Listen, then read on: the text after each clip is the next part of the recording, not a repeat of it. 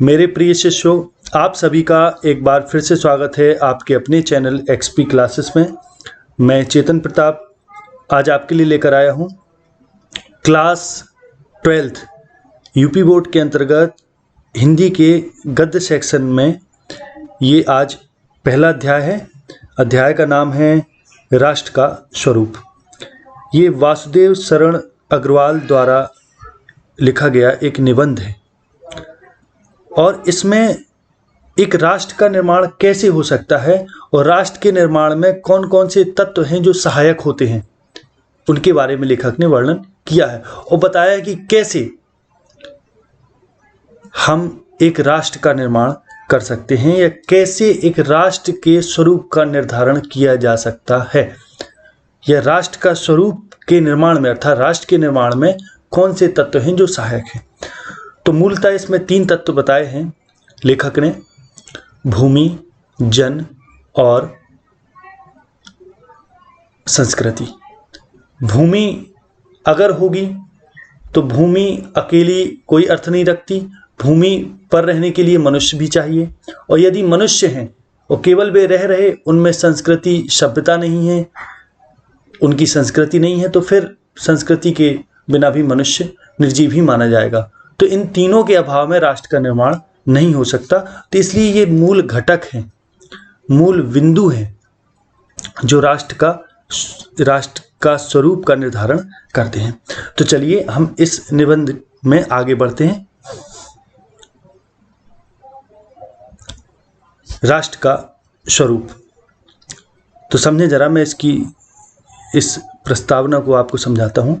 राष्ट्र के स्वरूप को स्थायित्व प्रदान करने के लिए इसके 3 अंगों भूमि, जन एवं संस्कृति के समग्र विकास पर बल दिया गया है। यानी अगर राष्ट्र के स्वरूप का पूर्ण निर्धारण करना है तो इन 3 अंग भूमि, जन और संस्कृति का समग्र विकास करना पड़ेगा। भूमि माता अपने सभी पुत्रों का समान भाव से पालन करती है। यहाँ लेखक भूमि को माता और भूमि पर रहने वाले सभी लोगों को पुत्र की संज्ञा देता है। जन राष्ट्र का आधार स्तंभ है और कोई भी राष्ट्र है अगर उसमें जन नहीं यानी लोग नहीं होंगे तो कोई अर्थ नहीं रखता। पृथ्वी पर मानव का विकास असीमित है, यानी जिसकी कोई सीमा नहीं है। मनुष्य ही मनुष्य धरती पर अपने श्रम एवं कर्म से जन राष्ट्र के प्रति समर्पित होता है और संस्कृति राष्ट्र की आत्मा है। जो संस्कृति और राष्ट्र की आत्मा है, इसे पुष्प की संज्ञा प्रदान की है, यानी संस्कृति एक पुष्प के समान है। इसके अभाव में राष्ट्र की कल्पना बेमानी हो जाती है। लेखक ने ऐसे राष्ट्र की कल्पना की है जहां वर्तमान, भूत एवं भविष्य में एक रूपता हो, यानी वर्तमान, भूत और भविष्य तीनों सम्मिलित रूप में हो। राष्ट्रीय मूल्यों के संवर्धन यानी बढ़ोतरी हेतु राष्ट्र के सभी अंगों को पल्लवित एवं पुष्पित होने का समान अवसर प्राप्त होना चाहिए। यानी राष्ट्र के मूल्यों के संवर्धन हेतु कि राष्ट्र के मूल्य कैसे बढ़ें, उसके लिए राष्ट्र के जो सभी अंग हैं भूमि, जन और संस्कृति, इनको पल्लवित एवं पुष्पित यानी खिलना और पुष्पित होने के लिए समान अवसर प्राप्त। भूमि जो पहला अंग है राष्ट्र के स्वरूप का, वो है भूमि। भूमि पर बसने वाला जन और संस्कृति और भूमि पर बसने वाला जन और जन की संस्कृति, इन तीनों के सम्मिलन से राष्ट्र का स्वरूप बनता है। लेखक ने कहा है भूमि पर बसने वाले लोग, उन लोगों की संस्कृति का अर्थ हम विचारधारा से ले सकते हैं। व्यक्ति के रहन सहन, तौर तरीके, रीति रिवाज, ये सब संस्कृति कहलाते हैं। तो इन तीनों के सम्मिलन से राष्ट्र का स्वरूप बनता है, अर्थात इन तीनों का मिला हुआ रूप ही राष्ट्र है।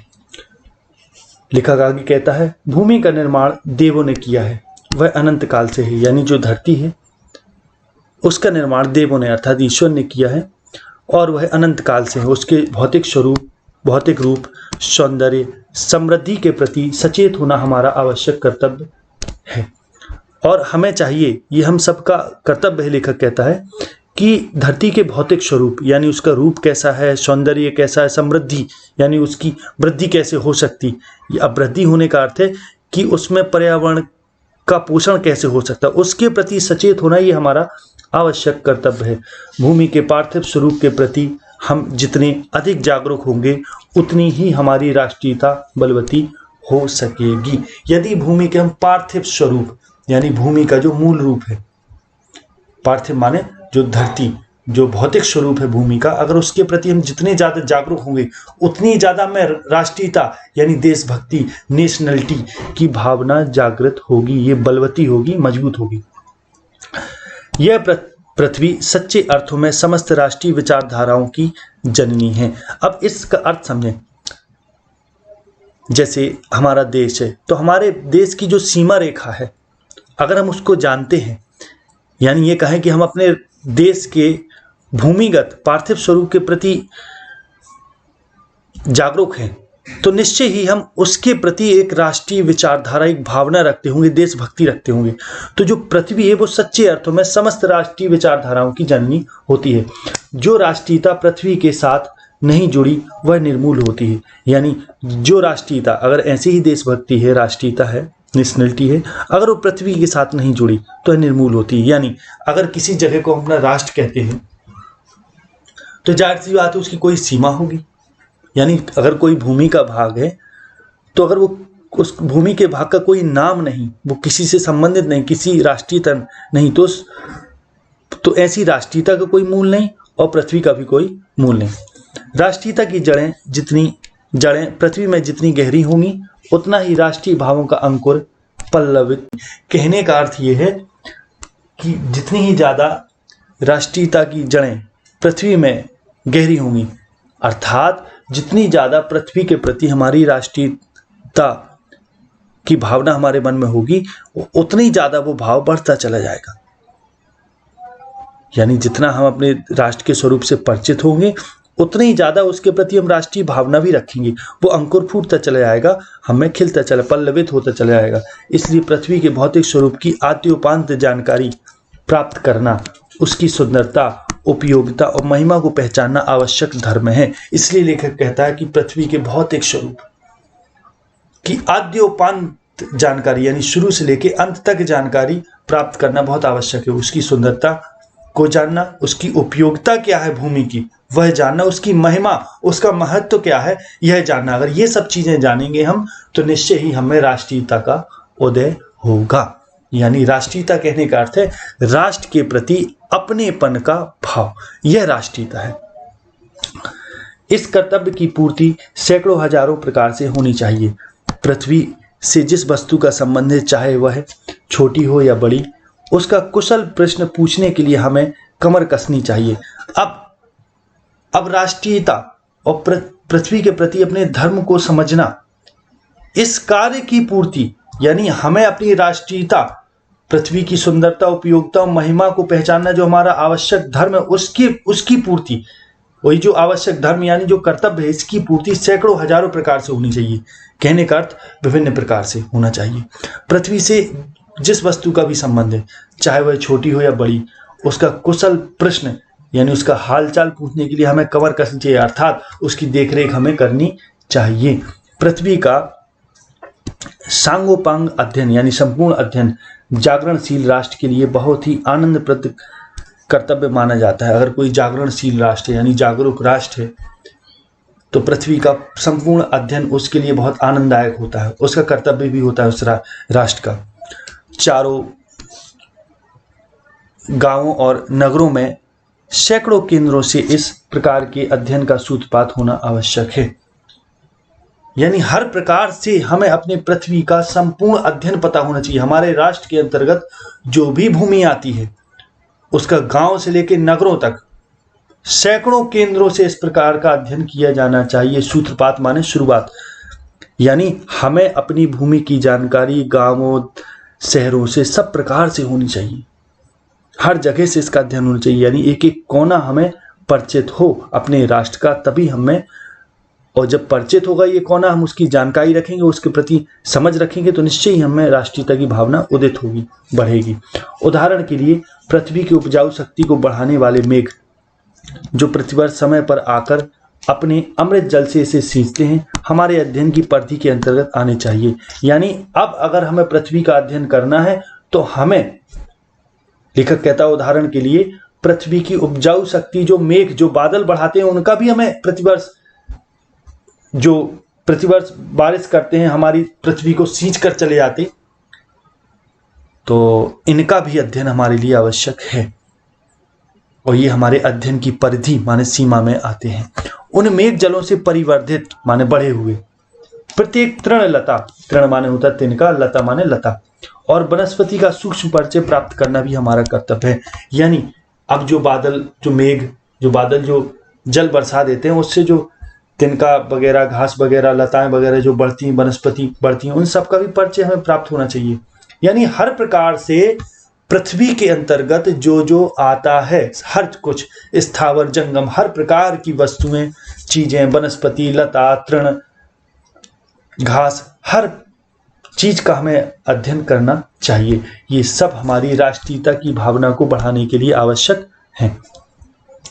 इस प्रकार जब चारों ओर हमारे ज्ञान के कपाट खुलेंगे, तब सैकड़ों वर्षों से शून्य और अंधकार से भरे हुए जीवन के क्षेत्रों में नया उजाला दिखाई देगा। यानी सब प्रकार से जब भूमि का संपूर्ण अध्ययन करेंगे, वनस्पति का, हर चीज का, मेघों का, जल का, हर चीज का अध्ययन करेंगे, तो निश्चय ही जो बहुत समय से हमारा हृदय जो शून्य में विलीन है और जहाँ ज्ञान रूपी अंधकार है, वहाँ एक नया उजाला आ जाएगा, हमारे ज्ञान के कपाट यानी किवाड़े खुल जाएंगे। धरती माता की कोख में जो अमूल्य निधियां भरी हैं, निधियां माने खजाने, जिसके कारण वह वसुंधरा कहलाती है। अब धरती को वसुंधरा कहते हैं, यानी जिसकी कोख में, धरती के अंदर, कोख माने धरती के अंदर बहुत सारे खनिज पदार्थ, सोना, हीरा, मोती, सब कुछ व्याप्त है, इसलिए धरती को वसुंधरा कहते हैं। तो धरती माता की कोख में जो अमूल्य निधियां भरी हैं, जिसके कारण वह वसुंधरा कहलाती है, उससे कौन परिचित ना होना चाहेगा। यानी सब लोग चाहेंगे कि धरती के इन अमूल्य नदियों के बारे में जाने। लाखों करोड़ों वर्ष से अनेक प्रकार की धातुओं को पृथ्वी के गर्भ में पोषण मिला है। पोषण मिलने का अर्थ है कि पृथ्वी ने अपने अंदर तमाम प्रकार की धातुओं को आश्रय दे रखा है। जैसे माता गर्भ में शिशु का पालन पोषण करती है, उसी प्रकार से पृथ्वी भी जो बहुत सारी अमूल्य निधियां पृथ्वी की कोख में व्याप्त हैं, उसका भी पोषण करती है। दिन रात बहने वाली नदियों ने पहाड़ों को पीस पीस कर अगणित प्रकार की मिट्टियों से पृथ्वी की देह को सजाया। दिन रात, अब जो नदियां दिन रात बहती हैं, वे धीरे धीरे करके, जब पहाड़ों से नदियां बहती हैं तो पहाड़ों को बहुत धीरे धीरे पीसती हुई अर्थात काटती हुई चली जाती हैं। उससे बहुत प्रकार की मिट्टियों का निर्माण होता है और इन्हीं मिट्टियों से पृथ्वी की देह यानी शरीर सजता है। यानी अब शरीर सजने का अर्थ है कि पर्वत से धीरे धीरे जो मिट्टी बहकर आती है, वही मैदानों में जाकर उपजाऊ भूमि का कार्य करती है। हमारे भावी आर्थिक अभ्युदय के लिए, अभ्युदय माने उन्नति के लिए, इन सब की जांच पड़ताल अत्यंत आवश्यक है।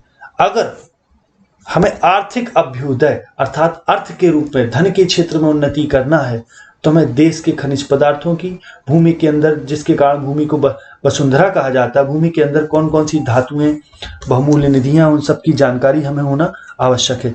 पृथ्वी की गोद में जन्म लेने वाले जड़ पत्थर कुशल शिल्पियों से समारे जाने पर अत्यंत सौंदर्य के प्रति आते हैं। यानी पृथ्वी की गोद में बहुत सारे पत्थर, जड़ पत्थर माने कहने का मतलब कई प्रकार की चट्टानें, जिनको जब शिल्पी संवारता है अपनी कारीगरी से, तो वो अत्यंत सौंदर्य के प्रतीक बन जाते हैं। यानी कहने का मतलब सुंदर प्रतीत होने लगते हैं। जैसे नाना प्रकार के टाइल्स वगैरह जो बनाए जाते हैं, सब पहाड़ों से ही तो लाए जाते हैं, जिनको बड़े सौंदर्य से उनकी कढ़ाई होती है। आगे देखें, नाना भांति के अनगढ़ नग, नग माने रत्न, विंध्य की नदियों ने प्रवाह में सूर्य की धूप से चिलकते रहते हैं। विंध्य की नदियों के प्रवाह में सूर्य की धूप से चिलकते रहते हैं।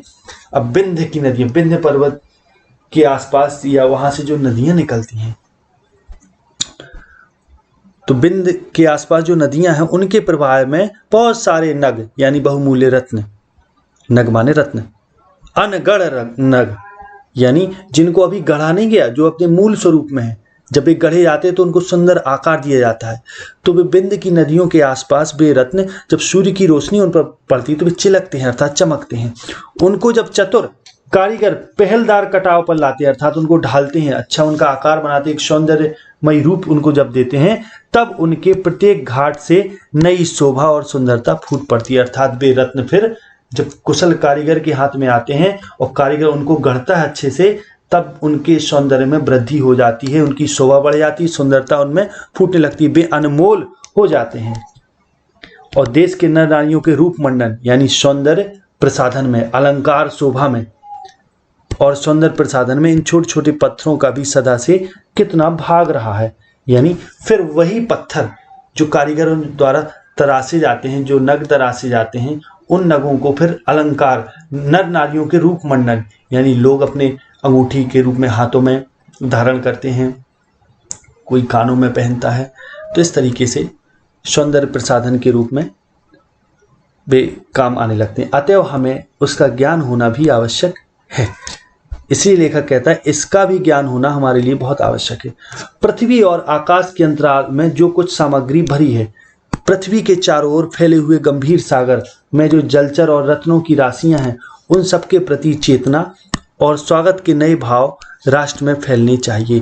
अब लेखक कहता है पृथ्वी और आकाश के अंतराल यानी बीच मध्य में जो कुछ भी सामग्री है, जो कुछ भी दिख रहा है वो सब, और पृथ्वी के चारों ओर जो गंभीर यानी ये गंभीरता लिए हुए जो समुद्र है, सागर है, और उसमें जो जलचर यानी जल में चलने वाले जीव और रत्नों की जो राशियां यानी भंडार है, उन सब के प्रति हमारी चेतना जागृत होनी चाहिए और स्वागत के नए भाव राष्ट्र में फैलने चाहिए। यानी उनका हमें संपूर्ण रूप से स्वागत करना चाहिए, जो भी पृथ्वी और आकाश के बीच में हैं, और उनकी जानकारी रखनी चाहिए। राष्ट्र के नवयुवकों के हृदय में उन सब के प्रति जिज्ञासा की नई किरणें जब तक नहीं फूटती तब तक हम सोए हुए के समान हैं। अब लेखक कहता है ये जो पृथ्वी और आकाश के अंतराल में जो कुछ भी तमाम जल राशि, रत्न, जो कुछ भी सामग्री है, उन सब के प्रति देश के जो राष्ट्र के जो नवयुवक हैं, उनके मन में जरूर उनको जानने के प्रति जिज्ञासा की नई किरणें फूटनी चाहिए। अर्थात उनको जिज्ञासु होना चाहिए, इन सब के प्रति जानने की कोशिश करनी चाहिए। और जब तक यदि वे नहीं जान रहे, नवयुवक यानी जो युवा देश के हैं, अगर वे भूमि के स्वरूप के प्रति परिचित नहीं हैं, तो समझिए हम अभी भी फिर सो ही रहे हैं। विज्ञान और उद्यम दोनों को मिलाकर राष्ट्र और भौतिक स्वरूप का एक नया ठाठ खड़ा करना है। यानी ये हमारी जिम्मेदारी है कि हम विज्ञान और उद्यम यानी परिश्रम दोनों को मिलाकर राष्ट्र और भौतिक स्वरूप का एक नया ठाठ यानी एक नई रूपरेखा बनाएं। तभी एक राष्ट्र बन सकता है अच्छा, और राष्ट्र के भौतिक स्वरूप का भी अच्छे से निर्धारण हो सकता है, निर्माण हो सकता है। राष्ट्र के स्वरूप का निर्माण विज्ञान और उद्यम दोनों की सहायता से। यह कार्य प्रसन्नता, उत्साह और अथक परिश्रम के द्वारा नित्य आगे बढ़ाना चाहिए। यानी राष्ट्र के निर्माण का जो कार्य है वो प्रसन्नता, उत्साह और अथक परिश्रम के द्वारा बढ़ाना चाहिए। यानी हमें इस तरीके से कार्य करना चाहिए। हमारा यह ध्येय हो कि राष्ट्र में जितने हाथ हैं उनमें से कोई भी इस कार्य में भाग लिए बिना रीता न रहे, अर्थात खाली न रहे। यानी प्रत्येक व्यक्ति राष्ट्र के निर्माण में सहयोग करें, तभी मातृभूमि की पुष्कल समृद्धि, यानी पुष्कल माने होता है प्रचुर, अधिक, समृद्धि और समग्र यानी संपूर्ण रूप मंडन यानी अलंकार किया जा सकता है। रूप मंडन माने अलंकार करना या अलंकृत करना, सजाना। तभी मातृभूमि को संपूर्ण समृद्धि प्रदान की जा सकती है और संपूर्ण रूप से सजाया जा सकता है, तब जब हम धरती और आकाश के बीच जो कुछ है उन सब की जानकारी अच्छे से रखें और उसको जानें। अब जो दूसरा अंग है राष्ट्र का, वो है जन यानी लोग। पहला हो गया भूमि। अगर भूमि है तो भूमि पर जन भी होना आवश्यक है। तो जो दूसरा इसका मुख्य अंग है वो है राष्ट्र के स्वरूप का, वो है आपका जन। तो मातृभूमि पर निवास करने वाले मनुष्य राष्ट्र का दूसरा अंग है। पृथ्वी हो और मनुष्य ना हो तो राष्ट्र की कल्पना असंभव है। यानी पृथ्वी हो और मनुष्य ना हो तो अर्थ ही नहीं हुआ कोई। पृथ्वी तो फिर शून्य हो गई, निर्जन हो गई। तो निर्जन पृथ्वी का भी कोई अर्थ नहीं है। यानी उसमें जन होना आवश्यक है, लोग होना आवश्यक है। पृथ्वी और जन दोनों के सम्मिलन से ही राष्ट्र का स्वरूप संपादित होता है। यानी दोनों मिलेंगे तभी तो राष्ट्र का स्वरूप बन सकेगा। जन के कारण ही पृथ्वी मातृभूमि की संज्ञा प्राप्त करती है। यानी लोग होंगे तभी तो पृथ्वी को माता की संज्ञा दी जाएगी। जिस प्रकार से माता, अगर स्त्री की संतान ना हो तो स्त्री माता नहीं कहला सकती, ठीक उसी प्रकार से अगर पृथ्वी है और लोग नहीं तो फिर कौन पृथ्वी को माता कहेगा। पृथ्वी माता है और जन सच्चे अर्थों में पृथ्वी का पुत्र है। यानी ये जो धरती है वो माता है और जो इसमें निवास करने वाले लोग हैं वे पुत्र हैं। तभी तो कहा गया है माता भूमि पुत्रो अहम पृथिव्या, कि भूमि माता है, मैं उसका पुत्र हूं। जन के हृदय में इस सूत्र का अनुभव ही राष्ट्रीयता की कुंजी है। अब राष्ट्रीयता क्या है? राष्ट्र के प्रति हमारी प्रेमपूर्ण जो भावना है वो राष्ट्रीयता है। राष्ट्र के प्रति जो भावना है वो राष्ट्रीयता है। तो ये भावना कब उदित हो सकती है, अच्छे रूप से कब पल्लवित हो सकती है, खिल सकती है? जब ये भाव मन में दृढ़ हो कि मैं पुत्र हूं और धरती माता है। इसी भावना से राष्ट्र निर्माण के अंकुर उत्पन्न होते हैं। अगर यह भावना रही तभी तो राष्ट्र के निर्माण के अंकुर यानी बीज उत्पन्न होंगे। यह भाव जब सशक्त रूप में जागता है तब राष्ट्र निर्माण के स्वर वायुमंडल में भरने लगते हैं। और जब यह भाव माता और पुत्र का जो भाव है, जब ये दृढ़ होता है तो राष्ट्रीयता की भावना उदित होती है। और जब राष्ट्र की भावना उदित होती है तो यह भाव जब सशक्त रूप से यानी मजबूती से जागता है तब राष्ट्र निर्माण के स्वर वायुमंडल में भर जाते हैं। यानी राष्ट्रीयता की भावना पूरे वायुमंडल में फैल जाती है। इस भाव के द्वारा ही मनुष्य पृथ्वी के साथ साथ अपने सच्चे संबंध को प्राप्त करते हैं। और जब ये भाव और दृढ़ होता है तब मनुष्य पृथ्वी के साथ अपने सच्चे संबंध को जान पाते हैं कि पृथ्वी माता है, हम पुत्र हैं।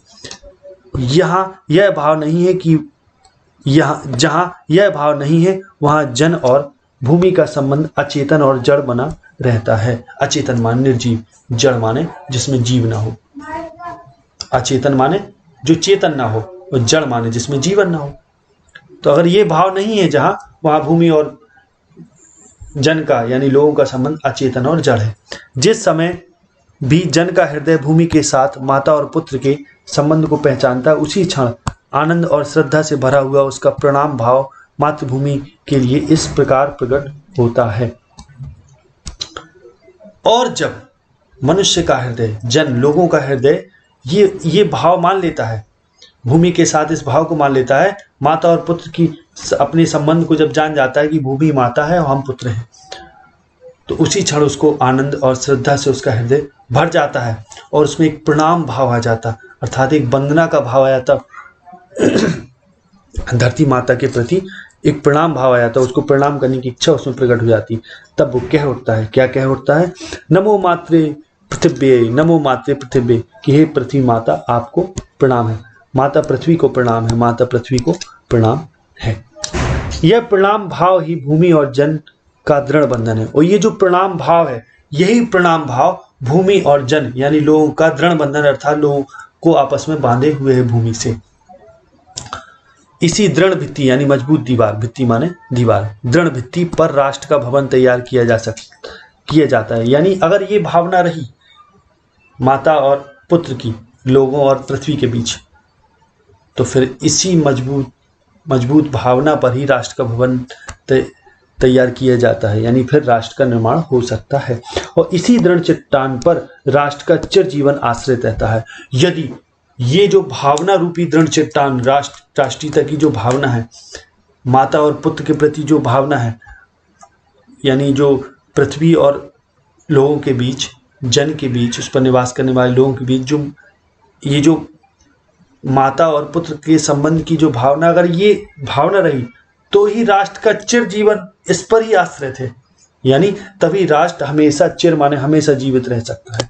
और इसी मर्यादा को मानकर राष्ट्र के प्रति मनुष्यों के कर्तव्य और अधिकारों का उदय होता है। अगर यही मर्यादा याद रही कि पृथ्वी माता हम पुत्र, तो फिर उसके प्रति हम अपने कर्तव्यों को भी समझने लगेंगे और अधिकार भी जान जाएंगे। जो जन पृथ्वी के साथ माता और पुत्र के संबंध को स्वीकार करता है उसे ही पृथ्वी के वरदानों में भाग पाने का अधिकार है। यानी जो भी इस संबंध को जानता है यह इस संबंध को स्वीकार करता है माता और पुत्र का, फिर वही पृथ्वी के वरदान पाने का भी अधिकार रखता है। अर्थात पृथ्वी में जो जो है सब फिर उसी का है, वो उसका अधिकारी है, वह उस चीज को भोग सकता है। माता के प्रति अनुराग और सेवा भाव पुत्र का स्वाभाविक कर्तव्य है। अब माता के प्रति अनुराग यानी माता के प्रति प्रेम और सेवा भाव जो है वो वही पुत्र का स्वाभाविक कर्तव्य, यानी पुत्र के अंतर में ये भावना होती है कि माता के प्रति प्रेम और सेवा भाव वह एक निष्कारण धर्म है, यानी बिना स्वार्थ का धर्म है। स्वार्थ के लिए पुत्र का माता के प्रति प्रेम पुत्र के अधःपतन को सूचित करता है, यानी अवनति, उसके पतन को सूचित करता है। यानी स्वार्थ के लिए पुत्र माता को प्रेम करता है। जो जन मातृभूमि के साथ अपना संबंध जोड़ना चाहता है उसे अपने कर्तव्यों के प्रति पहले ध्यान देना चाहिए। यानी जो भी यह चाहता है कि वह अपना संबंध माता से जोड़ना अगर चाहता है मातृभूमि से, तो उसके प्रति व्यक्ति के क्या कर्तव्य हैं, उन कर्तव्यों को उसे ध्यान देना चाहिए।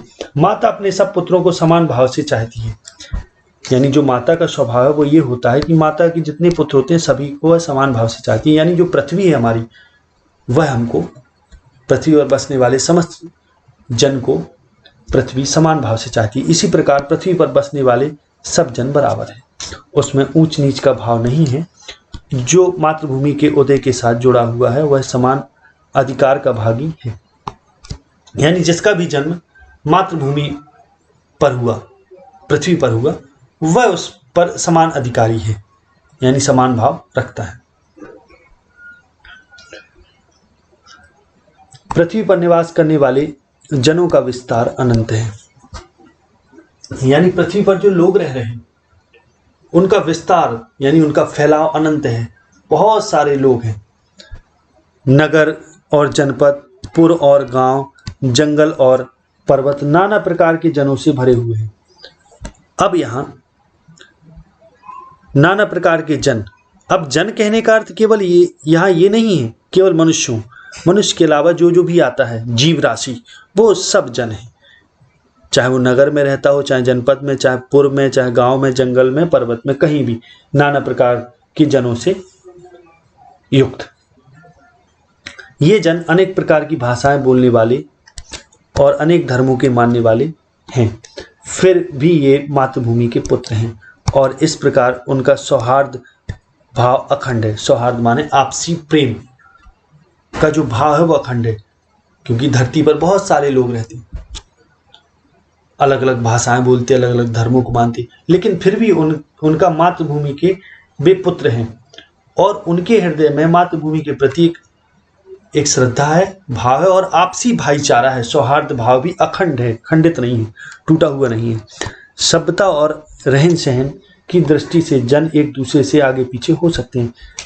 सभ्यता और रहन सहन की दृष्टि से पृथ्वी पर जो भी मनुष्य बसते हैं वो सब, उनमें अंतर सभ्यता और रहन सहन की दृष्टि से हो सकता है, लेकिन एक मातृभूमि के पुत्र के रूप में नहीं है।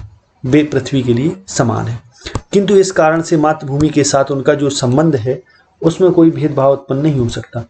यानी सभ्यता और संस्कृति में तो भेदभाव हो सकता है, लेकिन जो माता और पुत्र के बीच का जो संबंध है उसमें भेदभाव नहीं हो सकता।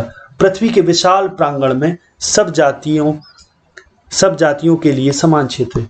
जो ये पृथ्वी का विशाल प्रांगण है अर्थात क्षेत्र है, जो विस्तृत भूमि है, ये जो धरती है, इसमें सभी मनुष्य समान है,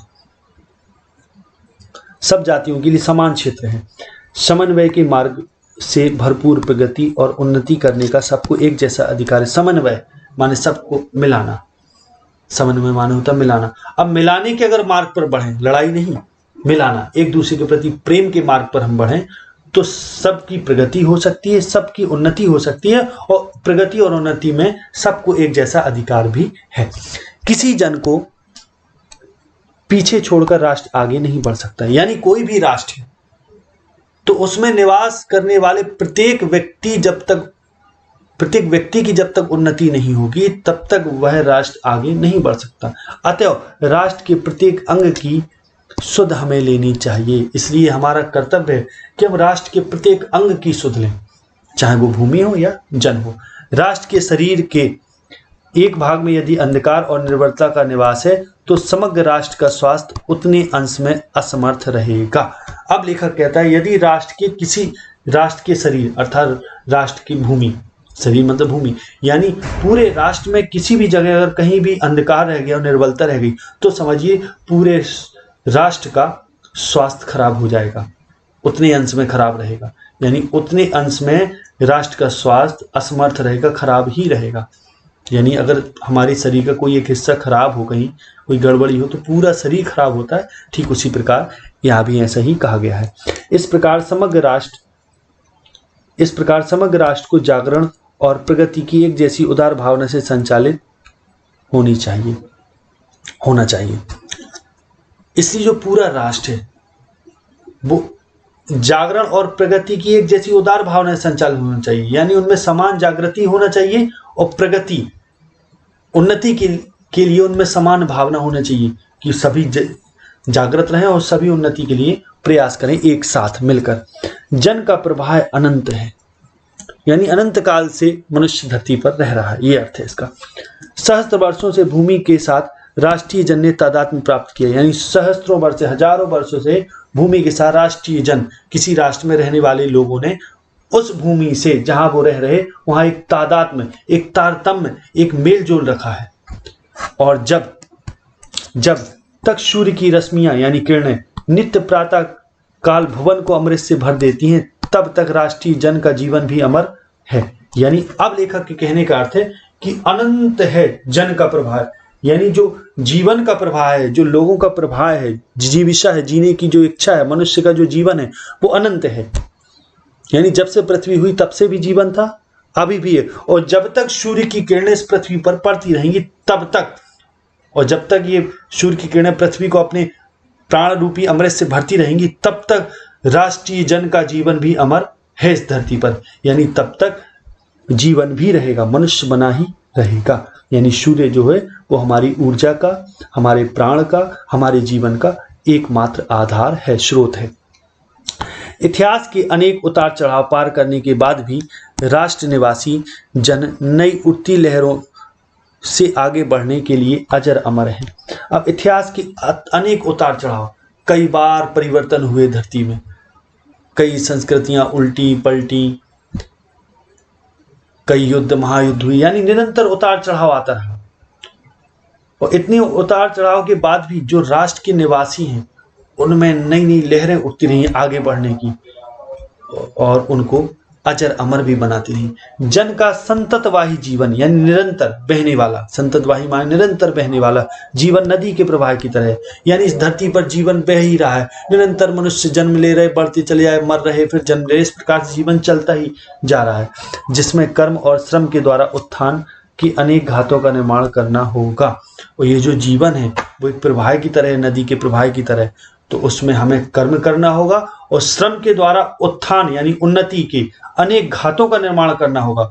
घातों यानी प्रहार, यानी कोशिश कि किस प्रकार से हम उन्नति करें, उसके लिए हमें कर्म और श्रम की जरूरत होगी।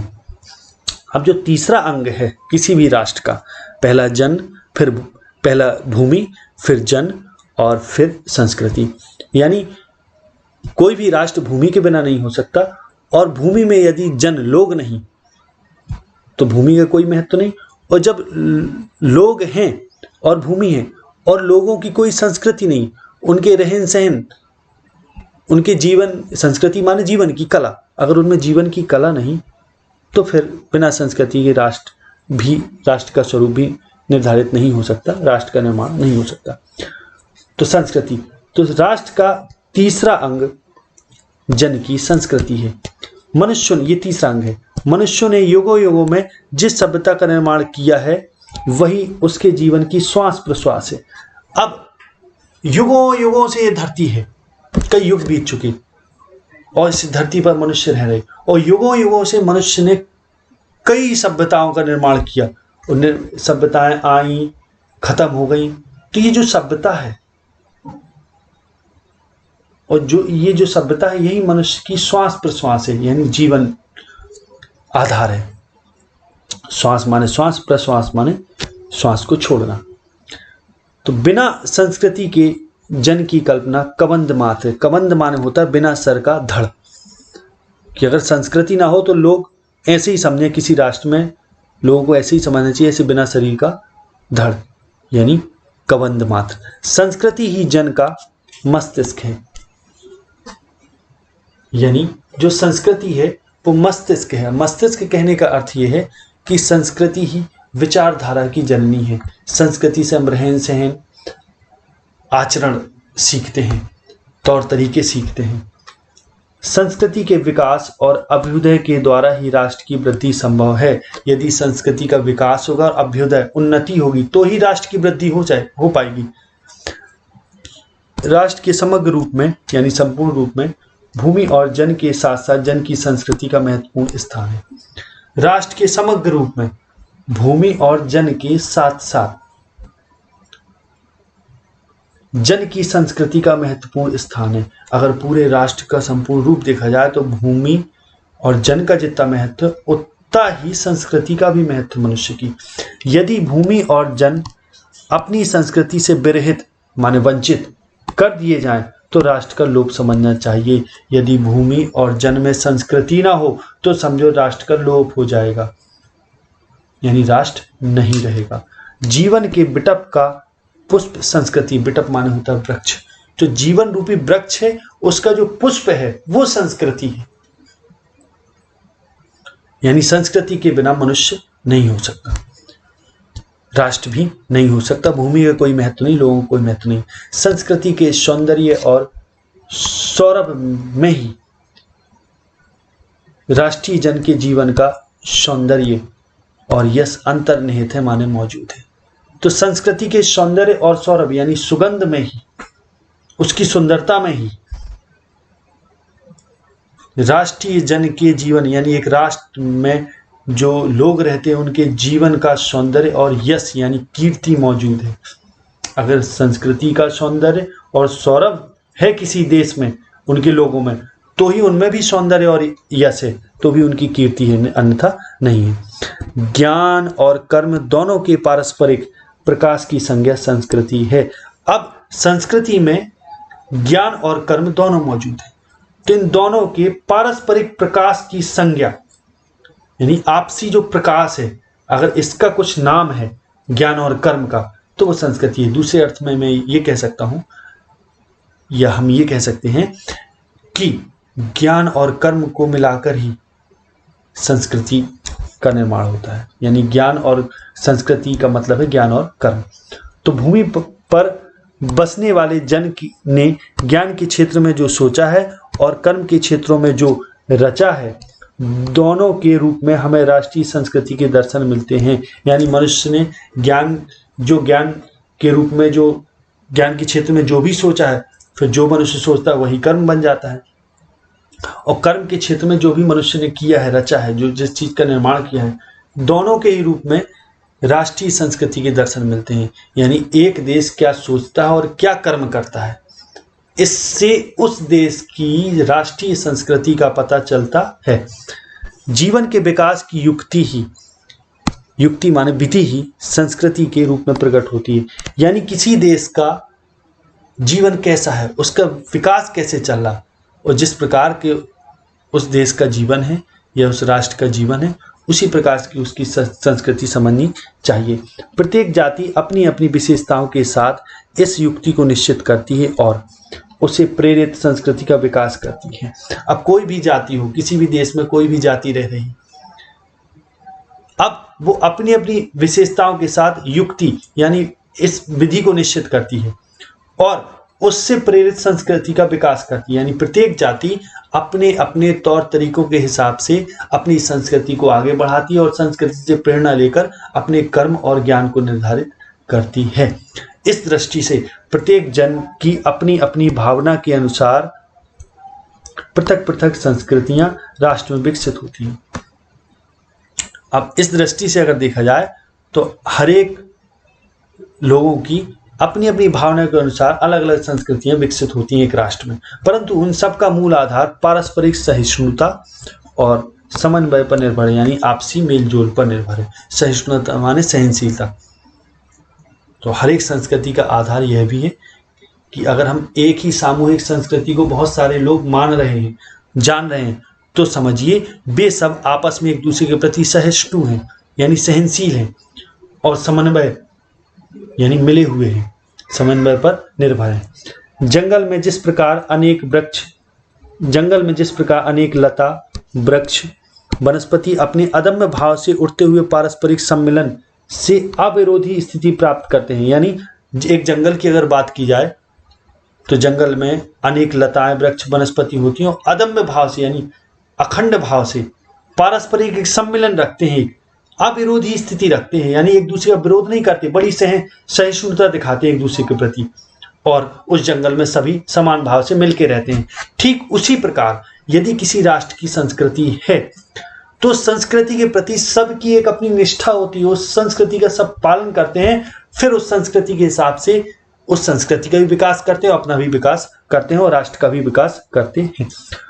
उसी प्रकार राष्ट्रीय जन अपनी अपनी संस्कृतियों के द्वारा एक दूसरे के साथ मिलकर राष्ट्र में रहते हैं। जिस प्रकार से जंगल में वृक्ष, लता और वनस्पति आपस में अदम्य भाव से पारस्परिक सम्मिलन और सहिष्णुता से रहते हैं, जिस प्रकार जल की अनेक प्रवाह नदियों के रूप में मिलकर समुद्र में एक रूपता प्राप्त करते हैं, उसी प्रकार राष्ट्रीय जीवन की अनेक विधियां राष्ट्रीय संस्कृति में समन्वय प्राप्त करती हैं। अब इसको समझे जरा, जैसे कई नदियां मिलकर एक समुद्र बनाती हैं या समुद्र में मिल जाती हैं और अंत में एक समुद्र कहलाती हैं, उसी प्रकार कई विचारधाराएं एक राष्ट्र में मिलकर, ये छोटी छोटी राष्ट्रीय जीवन की जो विधियां हैं, यानी छोटी छोटी, अब विधि राष्ट्रीय जीवन की विधि का मतलब संस्कृति ही माने, जो छोटी छोटी संस्कृतियां मिलकर एक सामूहिक संस्कृति का निर्माण करती हैं। जैसे भारत एक बड़ा देश है तो बहुत सारी संस्कृतियां हैं भारत में, छोटी छोटी संस्कृतियां, क्योंकि अलग अलग बोली, अलग अलग रहन सहन है तो उतनी संस्कृतियां होंगी, लेकिन फिर भी सारी संस्कृतियां मिलकर एक भारतीय संस्कृति का निर्माण करती हैं। इसी को कहते हैं राष्ट्रीय संस्कृति में समन्वय यानी मिलाप। अब समन्वय युक्त यानी मिलाप युक्त जीवन ही राष्ट्र का सुखदायी रूप है। अगर सभी मिलकर इस तरीके से समस्त विधियां मिलेंगी, रहन सहन के तौर तरीके मिलकर एक तरीके का निर्माण करेंगे, अर्थात एक संस्कृति का जब निर्माण करेंगे, तभी राष्ट्र सुखदायी हो सकता है। साहित्य, कला, नृत्य, गीत, आमोद प्रमोद यानी मनोरंजन, अनेक रूपों में राष्ट्रीय जन अपने अपने मानसिक भावों को प्रकट करते हैं। अब ये जो कलाएं हैं, साहित्य हो गया, चाहे कला हो गया, नृत्य हो गया, गीत हो गए, कई मनोरंजन के साधन, इन सब के माध्यम से जो राष्ट्र के लोग होते हैं वे अपने मानसिक भावों को प्रकट करते हैं, और आत्मा का जो विश्वव्यापी आनंद भाव है वह इन विधियों विविध रूपों में साकार होता है। यानी हमारी जो आत्मा है वो नित्य आनंदमयी है, उसका स्वरूप ही आनंद है। तो ये जो आनंद का आत्मा का जो भाव है वो मनुष्य के इन विविध क्रियाकलापों में प्रकट होता है, जैसे साहित्य, कला, नृत्य, गीत, आमोद प्रमोद। यद्यपि बाह्य रूप की दृष्टि से संस्कृति के बाहरी लक्षण अनेक दिखाई पड़ते हैं, परंतु आंतरिक आनंद की दृष्टि से उनमें एक सूत्रता है। हालांकि बाहरी देखने से संस्कृतियां अलग अलग प्रतीत हो सकती, हाव भाव व्यक्ति के बाहरी लक्षण जो हो सकते हैं अलग हो सकते हैं, परंतु आंतरिक दृष्टि है, जो आंतरिक आनंद की जो दृष्टि है, उन सब में एक ही चीज है और सभी वो एक चीज की ओर निर्देशित करती हैं कि आत्मा जो है वो विश्वव्यापी है, पूरे विश्व में व्याप्त है और आनंदित है, यानी आनंदमयी है। जो व्यक्ति सहृदय है यानी हृदय से भरा हुआ है, प्रेम से भरा हुआ है, सबके प्रति समान प्रेम से भरा हुआ सहृदय है, वह प्रत्येक संस्कृति के आनंद पक्ष को स्वीकार करता है और उससे आनंदित होता है। यानी जो आनंद स्वरूप है वह व्यक्ति जिसका हृदय प्रेम से भरा है, सबके प्रति समानता से भरा है, वह प्रत्येक संस्कृति को स्वीकार करेगा, उसके आनंद पक्ष को स्वीकार करेगा, उसकी बुराई नहीं देखेगा। इस प्रकार की उदार भावना ही विविध जनों से बने हुए राष्ट्र के लिए स्वास्थ्यकर है। अगर इस प्रकार की भावना, उदार भावना, सहृदयता, सबके प्रति समान प्रेम, समान सम्मान और समान श्रद्धा की जो भावना है, यदि प्रत्येक व्यक्ति विविध जनों में ये आ जाए तो समझिए राष्ट्र के लिए बहुत स्वास्थ्यकर है, यानी लाभकारी है। गांव और जंगलों में स्वच्छंद जन्म लेने वाले लोकगीतों में, तारों के बीच विकसित लोक कथाओं में संस्कृति का अमित भंडार भरा हुआ है। अब गांव और जंगलों में स्वच्छंद जन्म लेने वाले लोकगीत। अब भारत विभिन्न गांवों का देश है, यानी कोई भी राष्ट्र है, गांव से ही बड़े राष्ट्र का निर्माण होता है। गांव, फिर नगर, फिर जनपद, इस प्रकार से। तो गांव और जंगल में कई जातियां रहती हैं जिनके खुद के लोकगीत होते। तो उन लोकगीतों में तारों के नीचे विकसित लोक कथाओं में, यानी इस अखंड आकाश के, इस अनंत आकाश के नीचे जो पृथ्वी है और तमाम संस्कृतियां हैं, लोग पृथ्वी में रह रहे, और उनके बीच जो लोक कथाएं प्रचलित हैं, उनमें ही संस्कृति का भंडार समझना चाहिए। यही तो संस्कृति है, अलग अलग संस्कृतियां, जहां से आनंद की भरपूर मात्रा प्राप्त हो सकती है। यानी हम अलग अलग जो गीत हैं, लोकगीत हैं, उनसे आनंद प्राप्त कर सकते हैं, लोक कथाओं से आनंद प्राप्त कर सकते हैं। ये सब संस्कृति के ही सूचक हैं। राष्ट्रीय संस्कृति के परिचय काल में उन सबका स्वागत करने की आवश्यकता है। यदि अगर राष्ट्र की संस्कृति का हम परिचय पाना चाहते हैं, तो जितनी उप संस्कृतियां हैं, छोटी छोटी लोक कथाएं हैं, लोकगीत हैं, उन सबके हम आनंद पक्ष को स्वीकार करें, सबको आनंद पूर्वक स्वीकार करें और सबका स्वागत करें। इसकी जरूरत भी है। पूर्वजों ने चरित्र और धर्म विज्ञान, साहित्य, कला और संस्कृति के क्षेत्र में जो कुछ भी पराक्रम किया है, यानी जो भी चेष्टा की है, जो भी उन्होंने अपना पराक्रम दिखाया, पौरुष दिखाया, उस सारे विस्तार को हम गौरव के साथ धारण करते हैं और उसके तेज को अपने भावी जीवन में साक्षात देखना चाहते हैं। यानी जो भी हमारे पूर्वजों ने प्राचीन समय में धर्म के क्षेत्र में, चरित्र के क्षेत्र में, विज्ञान, साहित्य, कला, संस्कृति क्षेत्र में, संस्कृति के क्षेत्र में, कला के क्षेत्र में जो कुछ भी पराक्रम किया, यानी जो भी उन्नति की, उस सारे विस्तार को हम गौरव के साथ धारण करते हैं। यानी उन सब चीजों के प्रति हम गौरव मनाते हैं, सोचते हैं कि उन लोगों ने बड़े महानता का कार्य किया और उसके तेज को अपने भावी जीवन में, यानी भविष्य, आगे के जीवन में साक्षात देखना चाहते हैं। यानी हम ये चाहते हैं, मनुष्य की ये कर्तव्य होना चाहिए कि जो पूर्वजों ने किया है उसका सम्मान करे, उसको अपने हृदय में धारण करे और वैसा ही हम भी प्रयत्न करें आगे करने का। यही राष्ट्र संवर्धन का स्वाभाविक प्रकार है और इससे ही राष्ट्र संवर्धन यानी राष्ट्र की स्वाभाविक रूप से उन्नति हो सकती है। जहां अतीत वर्तमान के लिए भार रूप नहीं है, यानी वहां उन्नति हो सकती है जहां जो भूतकाल है वो वर्तमान के लिए भार स्वरूप नहीं है। यानी मनुष्य ये नहीं सोचता कि भूतकाल में लोगों ने बुरा किया, यानी हमारे पूर्वजों ने ये सब अच्छा नहीं किया। यहाँ जहाँ ऐसा नहीं सोचा जाता और जहाँ भूत वर्तमान को जकड़े नहीं रखना चाहता और जहाँ ये भी स्थिति ना हो कि वर्तमान में लोग भूतकाल जैसा ही पूरा का पूरा करना चाहें, यानी हम केवल भूतकाल को ही सब कुछ ना समझें, वर्तमान में नई नई चीज़ों का विकास करें। तो जहाँ भूत वर्तमान को जकड़े नहीं रखना चाहता, वरन माने बल्कि अपने वरदान से पुष्ट करके उसे आगे बढ़ाना चाहता है, उस राष्ट्र का हम स्वागत करते हैं। यानी हमारा राष्ट्र ऐसा हो जो वर्तमान है वो भूतकाल का स्वागत करे, भूतकाल की उपलब्धियों का, और भूतकाल की जो हमारे पूर्वजों ने जो भूतकाल में जो पराक्रम किया है केवल उस तक ही सीमित न रहे, आगे भी बढ़े। यानी हम जकड़े हुए न रहे भूतकाल में। और भूतकाल का कर्तव्य ये है कि भूतकाल अपने वरदान से हमें पुष्ट करे, अर्थात हम अपने पूर्वजों से उनका आशीर्वाद पाकर और आगे बढ़ें और राष्ट्र का निर्माण करें। तो लेखक कहता है जब ऐसा हो तो उस राष्ट्र का हम स्वागत करते हैं। तो ये अध्याय यहीं समाप्त होता है। आशा है ये वीडियो आपको बहुत पसंद आया होगा। अगर ये आपको पसंद आया है तो इसको लाइक करें, इस पर कमेंट करें, इसको अधिक से अधिक शेयर करें। जिन्होंने अभी तक चैनल को सब्सक्राइब नहीं किया है वे चैनल को सब्सक्राइब करें। आगे अगले वीडियो मिलेंगे, तब तक के लिए नमस्कार। जय हिंद, जय भारत, वंदे मातरम।